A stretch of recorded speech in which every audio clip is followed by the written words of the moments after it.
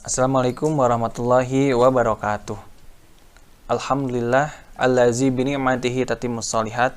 Asyhadu an la ilaha illallah wahdahu la syarikalah wa asyhadu anna Muhammadan abduhu wa rasuluhu allazi la nabiyya ba'dah. Amma ba'd. Alhamdulillah, pada hari ini kita bisa melanjutkan kembali pembelajaran PAI dengan tema yang baru. Insyaallah di tema ini kita akan membahas adab terhadap saudara.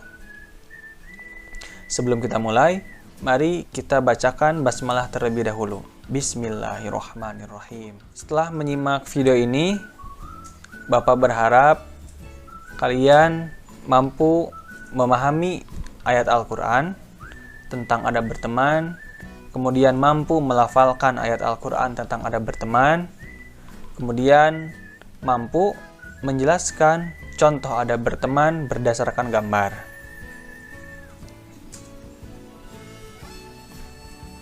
Nah, pada slide ini kita akan membahas apa sih yang disebut adab berteman itu. Jadi, Allah Subhanahu wa Ta'ala menciptakan manusia sebagai makhluk sosial, yang artinya tidak bisa hidup sendiri. Kita pasti membutuhkan orang lain dalam berinteraksi dengan kehidupan kita, sehingga kita harus menjaga hubungan baik dengan sesama, saling mencintai karena Allah, dan persaudaraan dalam agamanya, termasuk ibadah yang utama. Salah satu hubungan sosial dalam kehidupan kita adalah pertemanan. Dalam Islam, teman harus diperlakukan dengan baik sesuai adab yang diajarkan oleh Rasulullah Shallallahu Alaihi Wasallam. Nah, anak-anak, mari kita simak ayat Al-Quran yang menjelaskan tentang adab terhadap teman. Salah satu ayat dalam Al-Quran terdapat dalam surat Al-Hujurat ayat ke-10. Mari kita simak bacaannya ya. Pak Iman akan bacakan satu kali, kalian simak terlebih dahulu, kemudian kalian nanti ikuti. A'udzu billahi minasyaitonir rajim. Innamal mu'minuna ikhwah فَأَصْلِحُوا بَيْنَ أَخَوَيْكُمْ وَاتَّقُوا اللَّهَ لَعَلَّكُمْ تُرْحَمُونَ.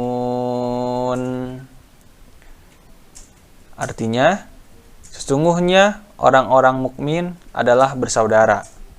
Karena itu, damaikanlah antara kedua saudaramu dan bertakwalah kepada Allah supaya kamu mendapatkan rahmat. Nah, di ayat ini Allah sudah menjelaskan bahwa orang-orang yang beriman itu adalah bersaudara. Oleh karena itu, apabila terjadi pertengkaran di antara saudara-saudara kita, maka kita harus mendamaikan kedua saudara tersebut. Kemudian kita juga harus bertakwa kepada Allah agar kita mendapatkan rahmat dan kasih sayang Allah Subhanahu wa Ta'ala. Nah, anak-anak perhatikan gambar di samping. Kira-kira gambar ini menceritakan tentang apa? Benar. Gambar di samping menceritakan tentang seorang anak yang sedang berkelahi. Coba dalam ajaran Islam, apakah perbuatan berkelahi dengan saudara itu atau dengan teman itu dibenarkan atau tidak?